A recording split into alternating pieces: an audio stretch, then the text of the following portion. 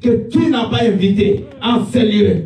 Saint d'Israël, que le sang précieux de Jésus couvre cette assemblée, couvre cette salle ce matin et purifie nos cœurs, afin que nos cœurs soient des cœurs de chair, capables de comprendre et de recevoir ta parole et de produire du fruit. Dans le nom de Jésus, nous avons ainsi prié. Tous nous disons Amen. Alléluia. Est-ce qu'on peut acclamer et pousser des cris de joie? Est-ce que tu peux pousser des cris de joie pour le Seigneur? Il est vivant. Que le Seigneur vous bénisse. Vous pouvez vous asseoir. Merci. Moi et mon épouse, nous vous saluons dans le nom puissant de Jésus. J'ai béni le Seigneur. J'ai vu mon frère John ce matin. Il habite Gaillac. Mais il est venu. Acclamons le Seigneur. J'ai déjà béni mariage à Gaillac. Donc je connais, c'est très loin. Bien aimé, j'ai vu une maman qui vient de plus loin que Hoche. Acclamons le Seigneur. Il y a même ceux de Beaumont-le-Magne, plus loin que Montauban, qui sont là. Acclamons le Seigneur. Il y a un frère aussi de Montauban qui est là. Acclamons le Seigneur. J'oublie, toi, tu habites où? Mais j'ai parlé de ceux qui sont Saint-Jean. Saint-Jean aussi, acclamons le Seigneur. Mais j'ai plus parlé de ceux qui sont très très loin. Parce qu'il y a aussi l'Union ici. Il y a aussi Salvetta, Saint-Gilles. Alléluia. Moi aussi, Colomiers, je suis quand même là. Donc, on vient de partout. Bien aimé, vous croyez que s'il n'y avait pas Dieu, on peut venir là? Alors, ce Dieu-là ne peut pas t'appeler pour rien. Il t'appelle parce qu'il t'aime, parce qu'il veut te parler, parce qu'il veut te bénir. Acclamons le Seigneur. Donc, ce matin, bien aimé, pendant ce mois de mars, je vais donner une série de prédications, mais qui aura le même thème. Je vais varier sur les sous-thèmes. Alléluia. J'aimerais vraiment qu'on se pose au moins pendant ce mois de mars, parce que n'oubliez pas que nous allons terminer avec la Pâque. Et juste avant la fin du mois de mars, nous allons avoir 3 jours de séminaire. Vous n'avez pas oublié, j'espère. Nous allons avoir 3 jours de séminaire sur Christ, notre rédemption. Alors, le Seigneur m'a mis à cœur que pendant ce temps, je commence à préparer l'église, à préparer le cœur du peuple de Dieu, à préparer nos vies. Bien aimés, nous pouvons tout avoir dans ce monde, mais que sert-il à un homme de perdre son âme? Alors, nous avons bien aimé parler d'une, je vous dis, c'est une série. Donc, ça sera un enchaînement. Alléluia. Donc, ce que je prêche aujourd'hui, je vais continuer. Ce sera une logique chronologique pendant tout le temps jusqu'au séminaire. Alors, le thème principal, c'est le savoir-vivre entre chrétiens. Savoir-vivre. Parce qu'il y a des choses, bien aimées, nous, aujourd'hui, on se tiraille par-ci par-là parce qu'on ne sait pas vivre avec les autres. Vous pouvez m'amener de l'eau, s'il vous plaît. Dieu nous a amenés à vivre en société. Alléluia. Dieu nous a amenés à vivre ensemble. Donc, nous allons aujourd'hui apprendre comment nous pouvons vivre mieux entre nous. Pourquoi Dieu nous a mis ensemble? Parce qu'il y a une chose bien aimée, dans les relations entre les hommes, chacun doit faire quelque chose, doit faire un effort pour que nous ne soyons pas des occasions de chute pour les autres. Parce que ne croyez pas que dans la société ou même dans une famille, que tous nous avons le même niveau. Il y a certaines personnes qui ont un niveau élevé de supporter des choses, mais il y a d'autres qui sont aussi fragiles. Alors toi qui es fort, tu ne dois pas, par ton comportement aussi, faire que ceux qui sont fragiles puissent tomber. Donc, chacun doit essayer de mettre du sien pour qu'il y ait un équilibre dans la société, qu'il y ait un équilibre dans la famille et même dans l'église. Chacun doit savoir ses limites, chacun doit savoir qu'est-ce qu'il doit faire pour que son comportement ne blesse pas les autres, pour que son comportement ne détruise pas les autres, pour que aussi, bien aimé, tu n'ailles pas au-delà de tes limites, de ce que tu dois faire. Amen. Il y a une notion qu'on appelle la liberté. Mais nous disons toujours que la liberté de quelqu'un commence là où finit celle de l'autre. Ce n'est pas parce qu'il y a la liberté, ici en France, c'est même dans la Constitution, ce n'est pas parce qu'il y a la liberté d'expression que tu dois dire n'importe quoi. Partout, parce qu'il y a aussi la loi. Donc ta liberté ne doit pas détruire les autres. Et ta façon de vivre ne doit pas aussi être un frein pour les autres. Et quand chacun bien-aimé respecte ces principes, vous allez voir que nous vivrons mieux. Nous allons bien vivre entre nous. Nous allons bien vivre dans l'église. Alléluia, merci beaucoup.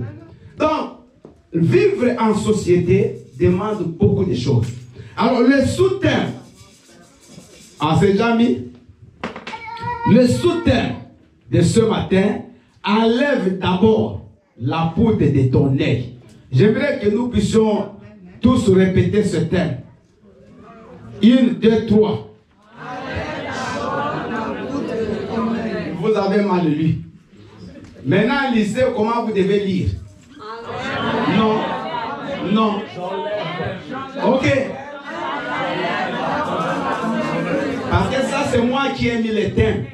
Mais vous devez dire, moi, je dois dire, j'enlève la poutre de mon œil. Alléluia. Alors, nous allons, bien aimer, prendre d'abord la définition du mot poutre. J'ai donné une définition que j'ai prise dans les dictionnaires. Poutre signifie pièce de charpente horizontale. Suivez parce que ça va être très important dans le message. Quand on parle de poutre, c'est une pièce de charpente horizontale qui est fabriquée soit en bois, soit en métal ou en béton armé et supportant une construction. Donc, une poutre, c'est une pièce ou une pièce de charpente horizontale. Ça peut être horizontale comme celle-là. Ça peut être aussi verticale, mais fait en bois, en métal ou en béton armé et qui supporte toute une construction. Amen. Dans notre salle ici, vous pouvez montrer les poutres. Oui, Loris, tu peux taper un peu, mais pas très bien. Alléluia. Tu as mal. Donc, vous voyez, il a mal, hein? Parce que cette poutre-là, vous voyez, tout cet édifice, c'est supporté pratiquement par ces deux poutres. Mais c'est des tonnes. C'est du béton, là. Ça, ici, au-dessus de nous, il y a une salle, il y a même une église qui prie cet après-midi. Mais ils sont au-dessus, ils ne sont jamais tombés. Donc, c'est en béton. Mais ce béton est soutenu par ces deux poutres. Amen. Donc, je voulais d'abord vous expliquer la poutre, c'est quoi, avant que nous puissions entrer dans le message. Donc, dans cette série de vivre ensemble, bien vivre, savoir vivre, chacun doit apprendre à savoir vivre. Et si tu vis bien, bien aimé, d'abord par rapport à toi-même, tu vivras bien par rapport aux autres. Dites Amen. Amen. Parce que tu ne peux pas bien vivre avec les gens si tu es en conflit par rapport à toi-même. Parce que le problème n'est pas souvent les autres, mais le problème c'est plus nous-mêmes. Et quand tu as des problèmes, bien aimé, ces problèmes, tu risques aussi de les transmettre sur les autres. Vous savez, moi je suis pasteur. Si pendant la nuit, je me bats avec mon épouse, je ne l'ai jamais fait. Dieu me voit, ça fait 14 ans on est ensemble, je ne l'ai jamais me tiré l'oreille. Et je bénis le Seigneur parce que je ne le ferai pas. Jamais. Mais pour ceux qui se battent, je donne des coups de poing à mon épouse. Je ne sais même pas les donner parce que je ne l'ai jamais fait. Mais ceux qui savent le faire. Maintenant, tu tapes ta femme. Suivez-moi. Suis-moi, je suis pasteur, n'est-ce pas? Vous croyez que le matin, même quand je prêche, mon message va vous toucher? Est-ce que je peux dire aux gens à l'église, ne tapez jamais aux femmes? Je n'aurai pas la force de le faire. Parce que moi-même, je ne vis pas ce que j'ai dit aux autres de faire. Alléluia. Donc, avant de bien vivre vivre avec les gens, commence d'abord à bien vivre toi-même, par rapport à toi-même, par rapport à ton environnement immédiat. C'est pour ça que vous voyez, même la Bible déclare, pour que tu deviennes pasteur, tu deviennes servant, serviteur de Dieu, tu dois d'abord commencer à bien gérer ta propre maison. Parce qu'aujourd'hui, le problème c'est quoi? Les gens veulent aller gérer les autres, pendant qu'ils ne peuvent pas gérer leurs propres enfants. Bien aimé, tu as un enfant, tu ne sais pas le gérer. Tu vas gérer 100 personnes. Tu n'as que toi et ton épouse, toi avec ton mari, vous êtes 3-4. Mais vous ne pouvez même pas vous gérer.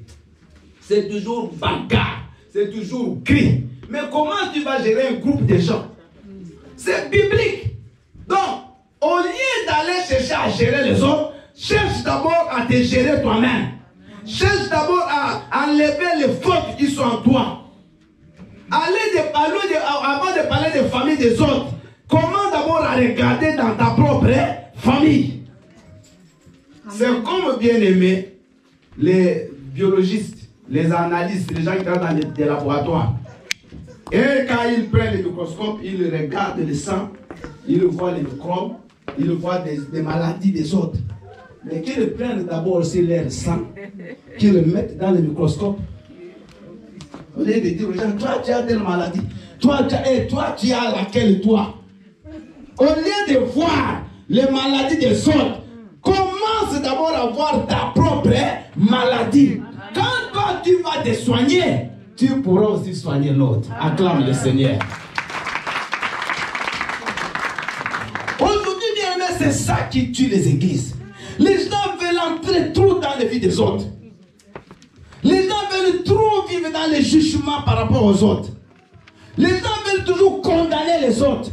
Bien aimé, n'avançons plus sur ce chemin. Commence d'abord à te regarder. Regarde-toi sur le miroir.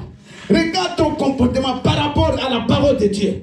Est-ce que tu es digne toi-même avant de parler aux autres? Toi, tu vas critiquer cette sœur qui est assise là. Est-ce que tu fais mieux que cette sœur?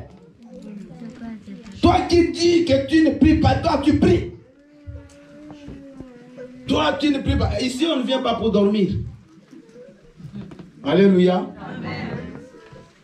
Donc, la vie chrétienne, bien aimé, demande des principes si on veut mieux vivre. Et vous verrez, si vous mettez en pratique ces principes que je vais aujourd'hui vous expliquer, bien aimé, l'église sera puissante. Je vous dis, l'église sera forte. On va casser, on va chercher vite là à grandir. Parce que quand tout le monde vit bien d'abord avec lui-même, il vit bien par rapport aux autres, bien aimé, c'est là l'église. L'église, ce n'est pas un lieu de conflit. L'église, ce n'est pas un lieu de bagarre. Ce n'est pas un lieu de critique. Ce n'est pas un lieu de petits groupes. Alléluia. Ce n'est pas un lieu où les gens veulent tirer seulement les gens de leur côté. Tu sors et tu fais un petit groupe à toi. Donc, tu fais un sous-groupe. Moi, j'ai fait les mathématiques. Donc, vous avez un ensemble. Et à l'intérieur, il y a un petit groupe. Et on appelle ça sous-groupe. Sous-groupe A. Toi, tu te autoproclames pasteur de ces petits sous-groupes. Et tu donnes même des professions aux gens sans que les pasteurs les sachent. Mais quand ça ne marche pas, après ça revient chez les pasteurs. Vous savez, moi je connais toutes les choses. Tout m'arrive. Mais des fois, je ne vous ai jamais posé des questions, je ne te demande pas. Je sais que toi-même, tu as compris que c'est faux ce que tu avais dit. Alléluia. Amen. Alors, le sous-thème de ce matin, enlève d'abord la poudre de ton œil. Matthieu 7, 1 à 5. Papa Richie, tu nous prépares Matthieu 7, 1 à 5. Maman Aimée nous lira Jean 8, 1 à 12. Et Maman Hortense, tu vas nous lire Romains 14, 3 à 4. Maman Nick, tu nous liras Jean 3, 17. On va aller vite dans les lectures après. Je ne vais pas prêcher longtemps comme c'est une série, on va continuer. Je vais aller rapidement.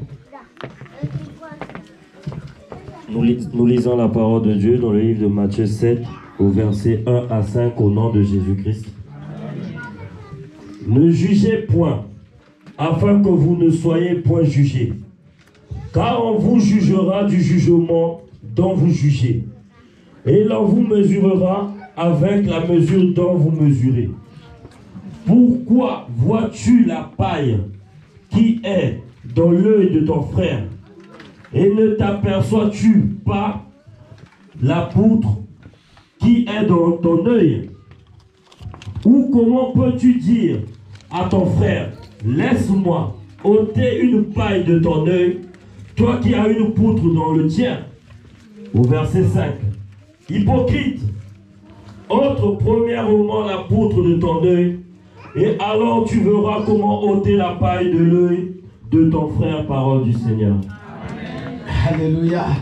Jésus appelle ce genre de comportement, ce genre de personnes comment? Si moi je te dis tu es hypocrite, tu vas dire le pasteur m'a insulté. Est-ce que Jésus a insulté? Est-ce que Jésus a commis des péchés? La Bible dit n'a jamais fait de ce pas. Vous savez, il y a certaines choses quand on vous dit, ce n'est pas une insulte, mais c'est un qualificatif, c'est ce que tu es. Parce qu'il n'y a pas d'autre mot. Parce que les gens veulent qu'on les caresse sous le sens du poil. Donc, quand on te dit, non, maman, tu vois ce que tu as fait. Non, hypocrite. Parce que tu as double vie, double face. En dehors, tu parais autre chose, mais au-dedans, tu es pire. On compare ces gens au cimetière. Vous allez voir, aller dans le cimetière. On était là il y a quelques jours, enterré une bien-aimée. Vous allez voir des cimetières en marbre. Alléluia. En marbre. Ça coûte de l'argent. Mais creuser à l'intérieur, c'est des os pourris. Vous comprenez? Ne soyons pas comme des cimetières. Que ton cœur soit comme est ta vie. Vous me suivez? Donc, la façon dont tu vis, que ce soit la même façon que ton cœur. Mais si dans le cœur tu aimes le diable, mais à l'extérieur l'agneau, bien aimé, sache que ton lieu c'est l'enfer. Amen. Ton lieu c'est l'enfer. C'est ça, Jésus-Christ, on ne peut pas lui mentir. Tu peux me mentir, moi, passer Bill. Tu peux mentir à ton mari. Tu peux te mentir toi-même. Mais tu ne mentiras jamais à Dieu. Bien-aimé, ne vis pas dans l'hypocrisie. Vis ta vie normale. Quand tu viens, si Dieu sert en Christ, quand tu sors là-bas, bien-aimé, mais c'est pire, c'est même pire. Après, tu vas dire, cette église-là, les gens ne viennent pas. Mais c'est toi, pour toi, que les gens ne viennent pas. Ils ne viennent pas pour qui? C'est pour toi. Donc, on va suivre l'autre lecture. Après, je vais rapidement expliquer. Alléluia. Amen.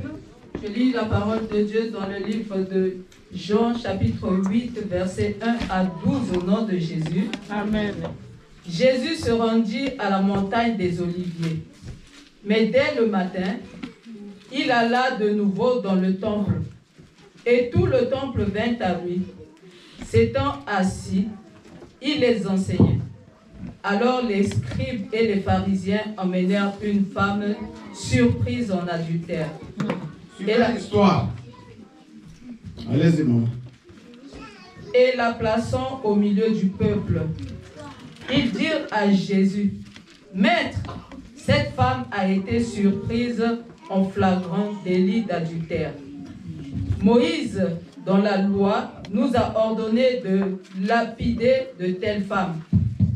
Toi donc, que dis-tu » Il disait cela pour l'éprouver, afin de pouvoir l'accuser. Mais Jésus s'étant abaissé, écrivait avec le doigt sur la terre. Comme il continuait à l'interroger, il se leva et leur dit, « Que celui de vous qui est sans péché jette le premier la pierre contre elle. » Et s'étant de nouveau baissé, il écrivait sur la terre. Quand ils entendirent cela, accusés par leur conscience, ils se retirèrent un à un, depuis les plus âgés jusqu'au dernier. Et Jésus resta seul avec la femme qui était là au milieu.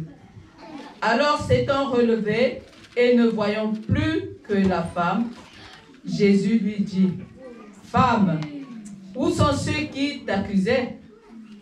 Personne ne t'a-t-il condamné? » Elle répondit, « Non, Seigneur. » Et Jésus lui dit, « Je ne te condamne pas non plus.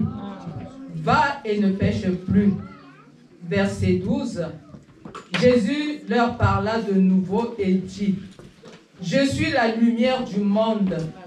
Et celui qui me suit ne marchera pas dans les ténèbres, mais il aura la lumière de la vie. » Parole du Seigneur. Acclamons la parole du Seigneur. Jésus-Christ est la lumière du monde. Amen. Si tu le suis, tu ne marcheras pas dans les ténèbres, mais tu auras la lumière aussi. Amen. Tu seras toi-même une lumière. Amen. Nous allons écouter Maman Hortense rapidement. Alléluia, peuple de Dieu. Amen. Je lis la parole du Seigneur dans le livre de Romains 14, du verset 3 à 4, au nom de Jésus. Amen. Que celui qui mange ne méprise point celui qui ne mange pas. Et que celui qui ne mange pas ne juge point celui qui mange, car Dieu l'a accueilli. Qui es-tu, toi qui juges un serviteur d'autrui? S'il se tient debout ou s'il tombe, cela regarde son maître. Mais il se tiendra debout, car le Seigneur a le pouvoir de l'affermir. Parole du Seigneur. Amen. Acclamons la parole du Seigneur. Qui es-tu pour juger le serviteur d'autrui? S'il tombe, le Seigneur le relèvera. Et nous allons, Maman Nick, la dernière lecture, merci. Je lis la parole de Dieu dans le livre de Jean 3 au verset 17 au nom de Jésus. Amen. Dieu ayant en effet n'a pas envoyé son Fils dans le monde pour qu'il juge le monde, mais pour que le monde soit sauvé par lui. Parole du Seigneur. Amen. Acclamons la parole du Seigneur. Alléluia. Bien-aimé, vraiment que le Seigneur te parle. Que le Seigneur, quand je donne ce message, ne regarde personne, mais regarde toi. Et je n'ai parlé avec personne. J'ai parlé avec le Saint-Esprit la nuit. Et il m'a donné ce message. Alléluia. Enlève d'abord la poutre de ton œil. L'histoire bien-aimée que nous avons lue, on parle de pourquoi vois-tu la paille qui est dans l'œil de ton frère et n'aperçois-tu pas la poutre qui est dans ton œil. On fait, bien-aimé, dans l'échelle des valeurs ou des grandeurs, on est en train d'expliquer une chose. On parle de la paille et on parle de la poutre. Mais ce qui m'a beaucoup touché, quand j'ai analysé ce texte, on dit que nous avons la poutre, mais c'est l'autre qui a la paille. J'ai dit, tiens. Donc souvent, nous avons tendance à juger les gens, à regarder les fautes qui sont chez les autres. Et quand nous parlons des autres, on parle sans pitié. On parle avec jugement, on est catégorique. On parle avec condamnation directe. On se met à la place des juges. Mais Dieu nous apprend ce matin que pendant que nous voyons les fautes qui sont chez les autres, mais les fautes de ces gens-là, si on les compare à ceux qui sont en toi, et ils n'ont que la paille. Amen. Mais toi, tu as la poutre. Ça dit que le tien, c'est... J'aimerais qu'on fasse un geste. Ouvre un peu les mains. Si tu peux ouvrir grand. Donc le tien c'est. Mais chez l'autre c'est comme les doigts là. Mais Jésus-Christ, comment tu me dis des choses comme ça? Donc c'est nous qui avons beaucoup de fautes que les autres. Mais l'homme dans sa nature, il ne voit souvent pas ce qui est en lui. Les yeux comme se diriger devant. On voit plus ce qui est en face de nous que ce qui est en nous. Mais ici, bien aimé, nous devons ouvrir nos yeux spirituels. Parce que les yeux physiques ont des limites dans leur perception. Amen. Mais spirituellement, nos yeux peuvent voir ce qui n'est pas visible. Notre vie, bien aimée, doit être la première préoccupation. De mettre ta vie en ordre. Chaque jour, quand tu te réveilles, tu dois regarder dans ta vie. Quand tu te réveilles, quand tu veux prier, regarde dans ta vie. Qu'est-ce que j'ai fait? Est-ce que ma vie est en ordre? Est-ce que je vis bien? Qu'est-ce que je ne fais pas de bien? Quand tu finis de te poser toutes ces questions-là, là, si tu vois le mal chez l'autre et que tu lui donnes le conseil, il va t'écouter. Parce que ne croyez pas que tous ces gens sont naïfs. Ne croyez pas que ces gens-là que toi tu vas condamner, ils ne voient pas ce que toi tu fais. Ne crois pas ça. Même s'ils ne t'ont jamais dit, mais ils savent que toi, tu fais pire que lui. Et quand tu viendras pour parler, ton message ne passera pas. Parce que lui-même aussi sait ce que toi tu fais. Quand tu me juges moi aussi je sais ce que tu fais. Et ton jugement ne va pas m'aider à pouvoir me repentir. Parce que ta propre vie sera déjà un obstacle pour que j'accepte ton message. L'homme bien-aimé, il est toujours comme ça. La nature de l'homme, c'est de juger les autres. La nature de l'homme, c'est de voir les fautes des autres. Bien-aimé, vous allez voir quelqu'un, s'il commence à parler de l'autre, mais tu ne peux pas en supporter. Il peut parler de l'autre pendant des heures. Vraiment, tu es sûr, maman, que toi, tu ne fais rien de mauvais. Tu es sûr, papa, que toi, tu es le saint. Donc, c'est seulement l'autre. Et Jésus, ce matin, nous interpelle. Il nous dit, ne jugeons pas. Personne n'est établi comme un juge. Ne juge personne. Alléluia. Parce que le juste juge, il viendra. C'est dans Jacques 5, verset 9. Lui, quand il viendra, tout sera révélé. Laisse bien aimer la personne faire ce qu'elle fait. Toi, si tu peux aider quelqu'un, c'est avec amour. Parce que le jugement, c'est quoi? Quand on juge quelqu'un, c'est-à-dire on prononce une sentence, on prononce une condamnation. C'est ça le jugement. Donc, comme tu fais ça, tu verras. C'est ça qui va t'arriver. Donc, tu le condamnes. Moi, si je trouve qu'il y a un frère qui a un problème, je vais l'aider. Je vais lui montrer le chemin du salut. Mais je ne vais pas aller pour le condamner. Pour lui dire, toi d'ailleurs. Et ce que je lui dis, moi, comment je fais. Quand je dis à quelqu'un ne vole pas, est-ce que moi j'ai laissé l'impudicité? Alléluia. Amen. Toi aussi tu fais l'impudicité, tu es là. Tu n'as pas de mari, tu n'as pas de fiancé, mais tu vis avec des hommes. Tu crois que Dieu ne voit pas? Mais tu vas dire, voilà, mais maman, et toi l'impudicité tu as laissé. Alléluia. Alléluia. Bien aimé, tout le monde doit d'abord se regarder soi-même. La première démarche, si tu veux mieux vivre avec les gens, regarde-toi toi-même. Socrate avait dit, connais-toi toi-même. Cherche d'abord à te connaître. Cherche d'abord à rentrer dans ta propre vie. Et si tu trouves que toi tu es bien, alors tu peux donner des conseils aux autres. Regarde l'apôtre Paul. L'apôtre Paul va dire, tout ce que j'avais, je l'ai considéré comme une boue. À cause de l'excellence de Christ. Mais Paul n'était pas un péché par rapport à la loi de Moïse. Paul, par contre, était zélé. À l'époque, on appelait Saul de Tarse. C'était quelqu'un qui respectait la loi. Il n'avait rien fait par rapport à la loi. Mais il a compris que cet excès de zèle-là, il a condamné des gens, il a tué des gens. Lui croyait bien faire par rapport à la loi. Mais bien aimé par rapport à Christ, il était dans le péché. Aujourd'hui, bien aimé, toi tu crois que tu connais Dieu plus que les autres. Et tu juges les gens. Mais peut-être les choses que ces gens font, toi tu ne les fais pas.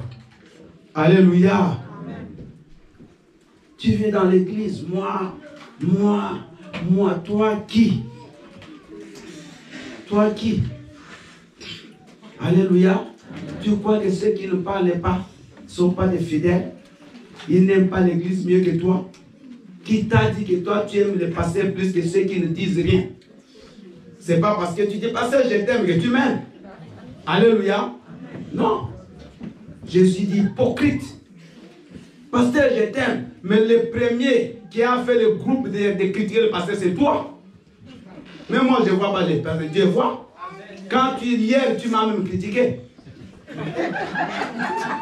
Oui, hier.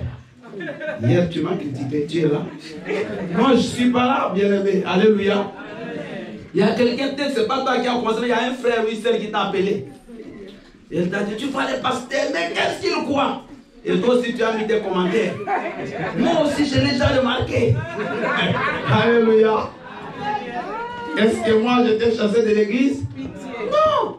Bien-aimé, mets ta vie en ordre. Avant que tu me critiques, regarde ce que moi je fais, ce que toi tu le fais. Parce qu'avant de dire à quelqu'un tu ne donnes pas, est-ce que toi tu donnes? Avant de dire à quelqu'un toi tu n'aimes pas l'église, est-ce que toi tu aimes l'église plus que cet homme-là? En quoi tu aimes l'église? Quand tu dis à ce frère-là, mais toi tu es ratin, tu ne soutiens jamais les autres, toi tu le fais. Alléluia. Alléluia. Quand tu critiques ton mari, tu le condamnes. Toi, tu fais plus que ton mari.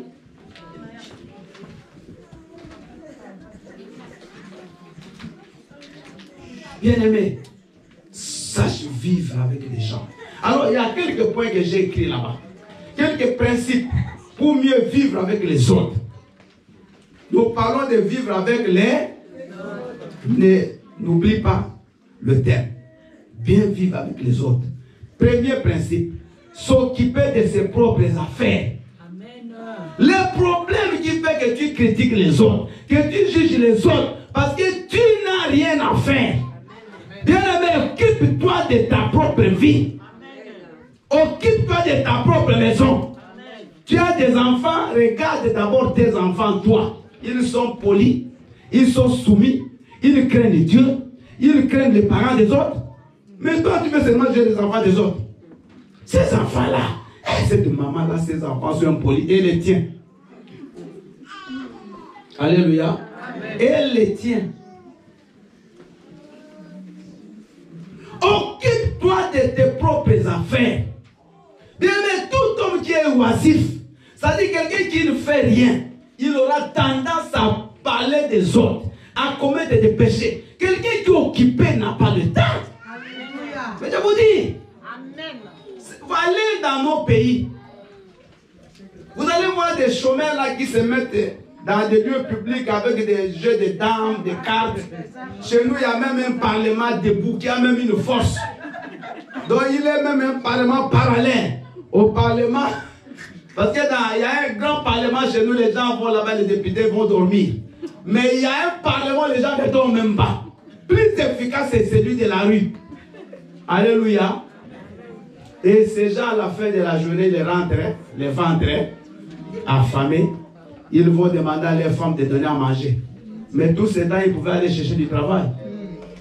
Pendant que tu passes le temps à fouiner dans la vie des familles des autres, regarde dans ta propre famille. Et maman, quand tu critiques les maisons des autres, cette maison-là, elle n'est pas bien arrangée. Cette maman-là, d'ailleurs, tous les dimanches, comme toi, tu as mal des microscopes électroniques. Donc, quand les gens entrent, toi, tu vois déjà, tu as les panoramas. Tu as même la géographie, tu as tout, tu connais même la couleur de la vie qu'il avait mis. Tu connais. Tu vas, après ce que tu vas appeler. Aujourd'hui, la vie rouge. L'autre fait la vie jaune. C'est seulement le travail, maman, tu es venu faire à l'église. Alléluia. D'ailleurs, la personne, elle m'a regardé. Mais comment tu sais qu'elle t'a mal regardé? C'est-à-dire, c'est toi qui as commencé à mal la regarder. Elle ne m'a même pas salué. Et toi, pourquoi tu n'as pas commencé? Bien-aimé, regarde ta propre vie. Ne cherche pas à entrer dans les choses des autres. Amen. Amen. Mais maman, laisse les autres libres. Mais travaille d'abord ta propre vie. Nous, quand on grandissait, bien-aimé, dans le Seigneur, notre Père spirituel nous disait, les meilleurs jeunes à faire, c'est de prier que Dieu enlève l'hypocrisie en toi, que Dieu enlève la colère en toi, que Dieu enlève la haine en toi, que Dieu enlève la jalousie en toi. Les gens ne paient pas pour ça. Alléluia. Alléluia. Critiquer est devenu normal. Les gens se mettent en groupe des saints contre les groupes des méchants. C'est vrai, à l'église, il y a des petits groupes de saints. Donc, ils sont toujours trois. Et quand ils commencent à parler, c'est parler des autres frères. C'est parler des autres pécheurs. Dans une synagogue à l'époque de Jésus, Jésus-Christ donne une parabole. Il y avait deux personnes qui sont venues prier. Il y avait un pharisien, il y avait un publicain. Les publicains, c'était des collecteurs d'impôts. C'est comme les gens des finances. Généralement, les gens qui travaillent dans les finances sont des gens qui volent l'argent de l'État. Parce que moi, j'ai travaillé 6 ans. Je suis même fonctionnaire du ministère des Finances de mon pays, comme vous me voyez là. Mais je ne vais plus jamais rentrer. C'est l'homme de l'église qui est au sol. Il ne voulait même pas regarder au ciel. Parce que c'est le ciel, c'est le trône de Dieu. Il dit, il s'est tapé la poitrine, il dit, Seigneur, je suis pauvre et pécheur. Je ne suis même pas digne que je lève mes yeux. Je suis méchant. Si j'ai volé aux gens, je vais rembourser. Si je fais ceci, je vais... Bien aimé, il est en train de pleurer. Maintenant, Jésus pose la question. Il dit, entre les deux personnes, qui recevra la miséricorde du Seigneur? Vous pouvez répondre à l'église. C'est le publicain ou le pharisien? Alléluia. Est-ce que toi, tu as l'attitude des publicains ou des pharisiens? Nous, souvent, nous sommes des pharisiens. Amen. Tu vois une jeune sœur à l'église qui est en train de tâtonner. Aujourd'hui, elle a ses frères-là. L'autre, un jour, elle vient avec un autre frère. Ah, celle-là. Alléluia. Au lieu même de l'aider, au lieu même d'être compatissant. Non, non, non. Celle-là. Celle-là. Mais toi, avant que tu aies celui que tu es passé par combien? Je ne vais pas parler. Alléluia. Aujourd'hui, tu es devenu saint parce que tu es marié. Mais avant que tu te maries, c'était peut-être pire que cette sœur-là. Alléluia. Celle-là, elle n'a pas d'enfant parce qu'elle a fait des avortements. Qui t'a dit? Moi, je connais une dame qui a avorté 20 fois, mais elle a eu 11 enfants. Regardez un peu, 20 fois, mais 11. Alléluia. Mais il ne faut pas juger les gens. Peut-être elle n'a même jamais avorté, mais elle n'a pas d'enfant. Qui vous dit que toutes les femmes qui n'ont pas d'enfant, elles ont avorté? Alléluia. Pourquoi on est méchant? Pourquoi on juge les gens? Pourquoi on ne voit pas le bien que les autres font? On voit que le mal. Mais toi, avant de juger, tu es mieux que la personne que tu juges? Tu es mieux en quoi, dis-moi? En quoi tu es mieux que la personne que tu vas critiquer quand tu vas sortir ici? Tu es mieux en quoi? Bien aimé, nous sommes tous misérables. Tous nous sommes misérables.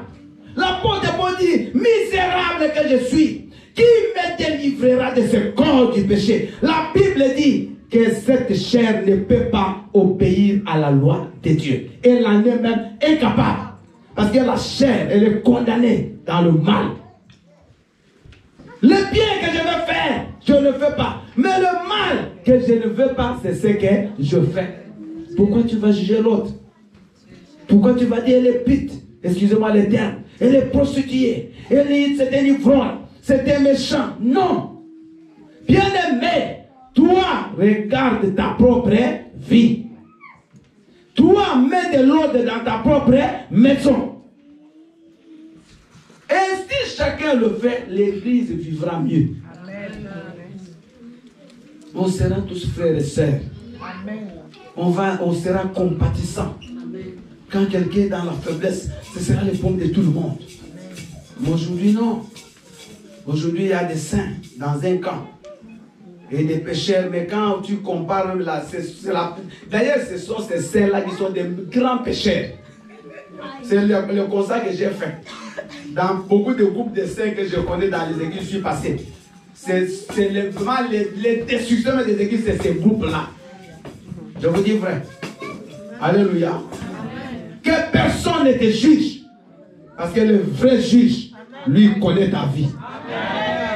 Et c'est tu peux acclamer le Seigneur.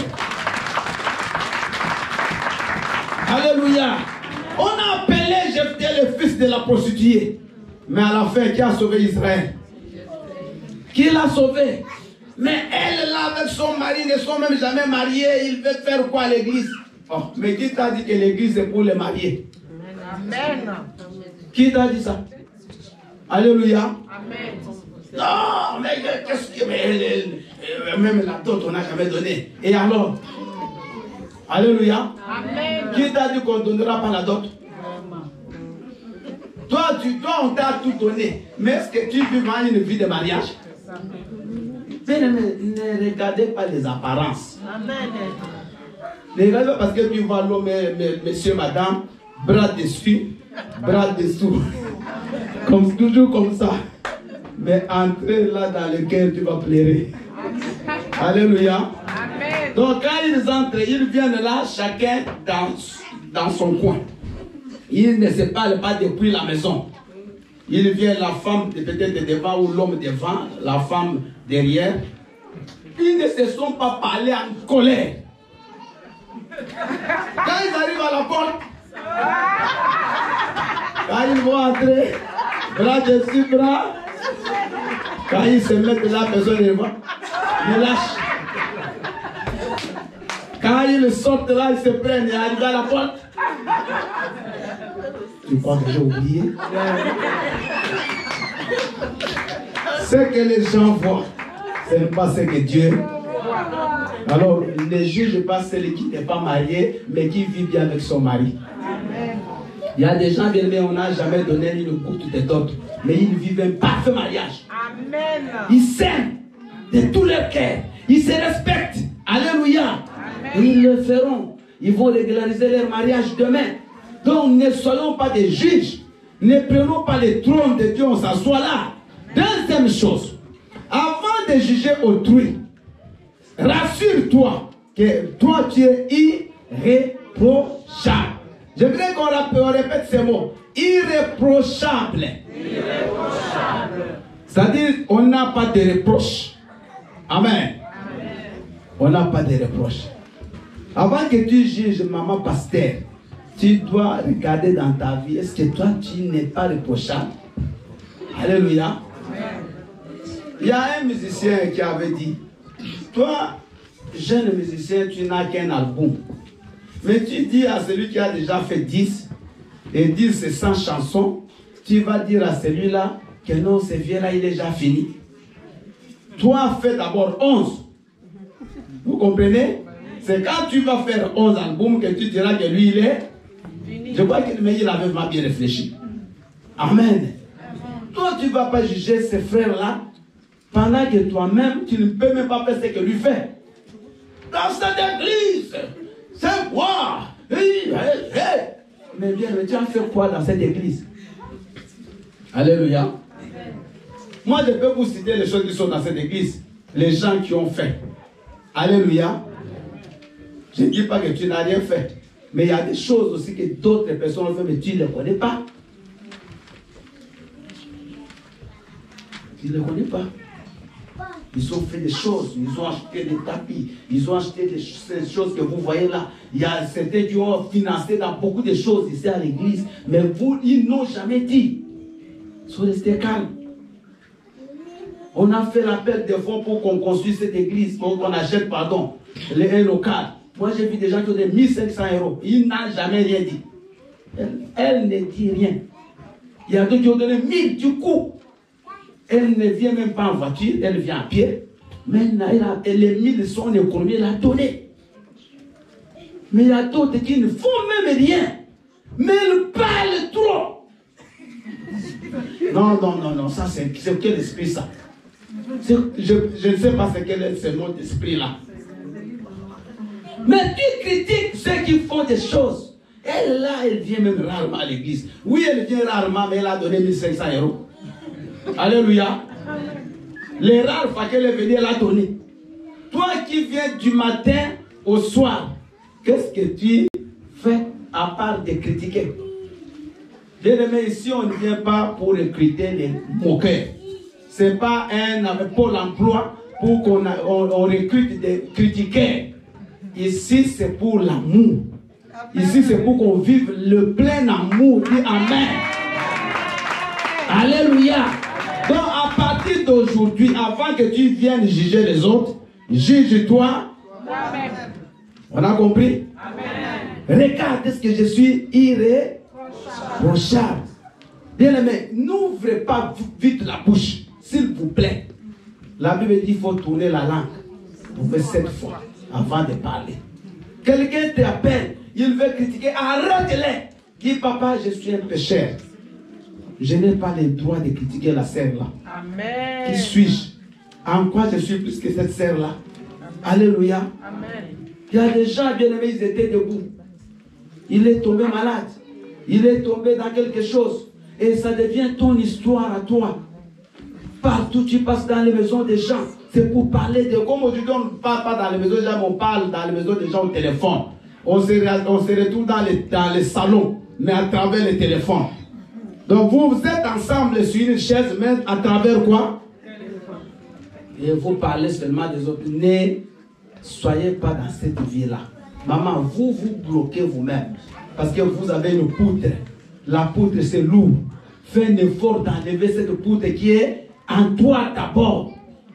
Et troisième point, que notre unité de mesure soit Christ et non l'autre. C'est mathématique. Que notre unité de mesure soit Christ. Ça dit quoi? Ne compare pas ta vie par rapport à l'autre. Mais compare ta vie par rapport à Christ. Acclame le Seigneur. Donc que Christ soit notre dénominateur commun. Parce qu'il y a des gens, ils sont comme ces pharisiens-là. Moi je fais ceci. Moi je fais cela. Moi je fais ceci. Mais lui ne fait pas. Non. Tu fais ça, regarde par rapport à Christ. Est-ce que tu fais mieux que Christ? Est-ce que tu fais bien par rapport à Christ? Si tu trouves que ce que tu fais par rapport à Christ c'est bon, gloire au Seigneur. Mais l'autre n'est pas ton unité de mesure. Alléluia. L'autre n'est pas ton unité. Tu ne dois pas comparer ta vie à mon frère ou à ma soeur. Compare ta vie par rapport à Christ. Ne compare pas ta vie par rapport à l'autre. Donc aujourd'hui, bien aimé, nous avons commencé, on va continuer tous ces dimanches, bien aimé, à travailler nos cœurs. Parce qu'on va aller à la Pâque. On va aller à la Pâque. Et qu'on entre dans cette Pâque, bien aimé, de cœur repenti. Alléluia. Quand on va rentrer dans nos maisons, que chacun fasse un examen de conscience dans sa maison. Je vous défends, moi, je vous défends d'aller faire l'inventaire des vies des autres. Je vous autorise, par contre, à aller faire votre propre nettoyage. Amen. Bien-aimé, tu sortiras des poubelles et des poubelles. C'est ces poubelles-là que tu as besoin de voir. Acclame le Seigneur. Tu vas découvrir qu'en toi, peut-être parce que tu n'as jamais fait cet exercice, mais tu vas sortir beaucoup de poubelles que tu pourras jeter. Est-ce qu'on s'est compris ce matin? Amen. Est-ce que Dieu t'a parlé? Amen. Est-ce que tu vas arrêter de parler des autres? Amen. Tu vas arrêter de mettre ton nez dans les vies des autres? Amen. Tu vas commencer à regarder tes propres enfants, les des enfants des autres? Tu arrêtes avec ces petits noyaux-là, cette petite église parallèle. Alléluia. Ici, il n'y a qu'une seule église. C'est le centre évangélique de réconciliation. Le mot d'abord, c'est quoi? Réconciliation. Ici, ce n'est pas une église de division. Ce n'est pas une église de petits groupes. Ce n'est pas une église de saints et de pécheurs. Tous, on est des pécheurs sanctifiés par la grâce. Acclamons le Seigneur. Alors nous allons bien aimer prier pendant 1 minute chacun. S'il vous plaît. Tu vas baisser tes yeux et tu vas prier. Tu vas demander au Seigneur de vraiment t'aider réellement. Qu'il t'aide à ce que tes yeux soient tournés vers Christ. À ce que tes yeux soient tournés vers ta propre vie. Regarde tes propres enfants. Quel témoignage tes enfants ils ont pour que tu condamnes les enfants des autres? Toujours condamner les enfants des autres. Ils ont fait tes enfants, toi. Qu'est-ce qu'ils ont fait de bien? Toujours condamner les maris des autres. Et ton propre mari, qu'est-ce qu'il fait de bien? Toujours condamner les femmes des autres. Et ta propre et toi-même. Ou toi, ma papa, il condamne les femmes des autres et ta propre femme. Toujours condamner le pasteur, la femme du pasteur. Et toi, tu fais quoi plus que le pasteur ou plus que sa femme? Toi, quand tu juges, tu crois que la personne que tu juges, elle est vraiment comme tu crois. Peut-être que c'est l'apparence. Peut-être que tu crois des choses qui sont même pas réelles. Tu te mets dans des péchés inutiles. Que chacun prie. Bien-aimés, prions.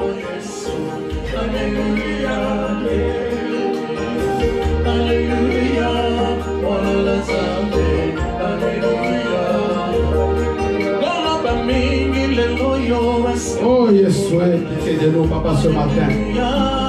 Aie pitié, Jésus. Seigneur, nous avons condamné les autres. Nous avons jugé les autres, papa. Et nous sommes autoproclamés de saints. Nous nous sommes autoproclamés de justes.